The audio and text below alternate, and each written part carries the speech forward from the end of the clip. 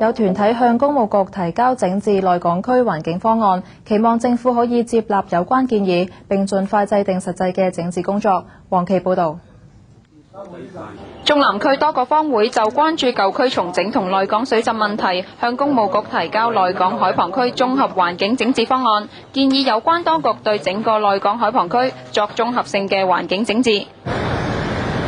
每逢雨季，水浸嘅問題一直都困擾住內港區嘅市民。有見及此，街坊會今次向工務局提議嘅整治方案，係希望可以促請政府盡快去改善呢一區嘅水浸問題。